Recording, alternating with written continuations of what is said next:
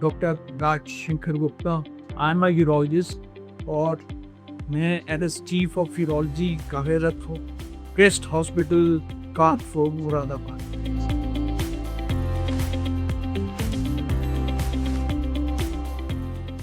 आज हम बात करेंगे प्रोस्टेट ग्लैंड के बारे में, जिसको कॉमन लैंग्वेज में गदूद बोलते हैं या पॉटस ग्रंथि बोलते हैं। आप जैसा कि सब जानते हैं कि उम्र के साथ में प्रोस्टेट ग्लैंड नेचुरली इनलार्ज होता है, नेचुरली बढ़ता है, और ये हमारी एक एजिंग प्रोसेस का नेचुरल फिनोमिनन है।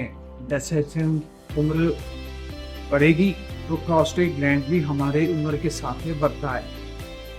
सबसे कॉमन चीज़ जो है वो उम्र है, प्लस जैसे जैसे उम्र बढ़ती है बॉडी में हार्मोन का बैलेंस बिगड़ता है। वो मेल हार्मोन होता है जिसको हम टेस्टोस्टेरोन बोलते हैं, वो कम होने लगता है, और जो बॉडी में दूसरा हार्मोन है जिसको हम एस्ट्रोजन बोलते हैं वो स्टेबल रहता है। तो इस हार्मोन के इम्बैलेंस की वजह से भी एज के साथ प्रोस्टेट ग्लैंड बढ़ने लगता है। प्लस कुछ हेरिडिटरी प्रॉब्लम्स हैं जिनके फैमिली में हिस्ट्री है, फादर को, ग्रैंड फादर को प्रोस्टेट एनलार्जमेंट की, उनमें चांसेस ज़्यादा होते हैं कि ये प्रोस्टेट ग्लैंड एनलार्ज।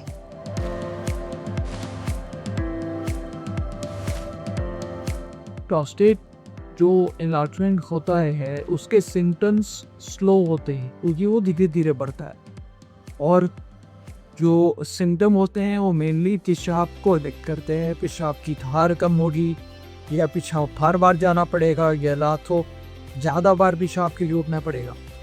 तो क्योंकि ये एकदम स्लोली डेवलप होकर आम जनता ये सोचती है कि शायद ये हमारी उम्र के हिसाब से पेशाब की धार नेचुरली कम हो रही है, बट ऐसा नहीं है।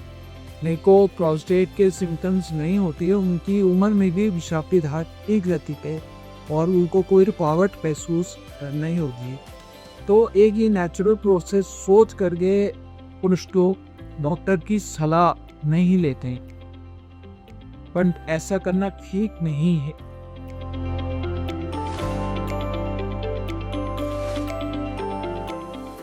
अगर हम प्रोस्टेट ग्लैंड आपका बढ़ता जाए और आपको प्रॉब्लम करे और आप इसे एक नॉर्मल उम्र के लक्षण सुनेंगे तो प्रोस्टेट ग्लैंड बढ़ने की वजह से कॉम्प्लिकेशन हो सकती है। ये कॉम्प्लिकेशन में क्योंकि यूरिन रुकेगा ब्लैडर के अंदर पे, तो आपको इन्फेक्शन की चांस हो सकता है। यूरिन अगर रुकता है तो उस रुके हुए यूरिन में पथरी बनने के चांस होते हैं, स्टोन। यूरिन अगर थर्ड प्रोस्टेट एनलार्जमेंट की वजह से ब्लीडिंग हो सकती, और पेशाब ज़्यादा रूंगी की वजह से किडनी पे भी असर पड़ सकता है। और अनडिटेक्टेड अगर प्रोस्टेट के सिम्टम में हैं तो एक रिमोट या कम चांस होता है कि प्रोस्टेट में कैंसर डेवलप हो रहा हो, और ये सिम्टम उसकी वजह से। तो इसलिए मेडिकल हेल्प सीख करना इन लक्षणों की वजह से बहुत ज़रूरी है। जितनी अर्ली मेडिकल हेल्प लेंगे आपका डायग्नोसिस जल्दी बनेगा, आप इन कॉम्प्लिकेशन से बच सकते हैं और टाइमली प्रोस्टेट एनलार्जमेंट का मैनेजमेंट हो सकता है।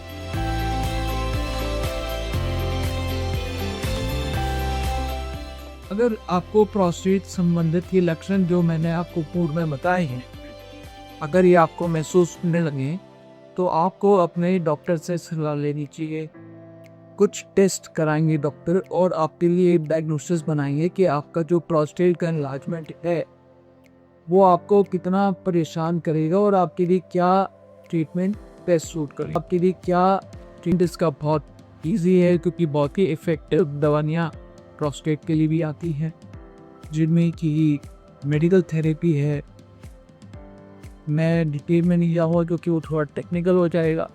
मेडिकल थेरेपी से आमतौर पे 50 से 60% पेशेंट्स को रिलीफ मिल जाता है। उसके अलावा कुछ लाइफस्टाइल चेंज हैं, जैसे कि रात को सोते समय पानी कम पिएं, कॉफ़ी चाय की मात्रा कम रखी क्योंकि ये यूरिन का प्रोडक्शन बढ़ाती और आपको रात में उठने की ज़रूरत पड़ी।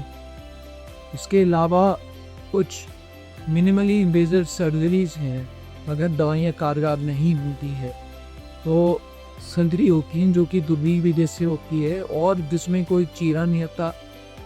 1-2 दिन में आपकी सर्जरी होके हॉस्पिटल से आप छुट्टी हो जाते हैं और विदिन अ वीक आप नॉर्मल लाइफस्टाइल अपनी जीने लगते हैं।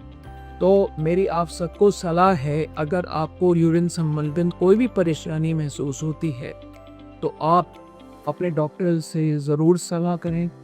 आप उसको छुपाएं नहीं, लक्षण को छुपाएं नहीं। कोई खतरनाक बीमारी आपको नहीं होगी, लेकिन टाइमली डायग्नोसिस और टाइमली ट्रीटमेंट से आप बेहतर लाइफस्टाइल जी सकते हैं ये।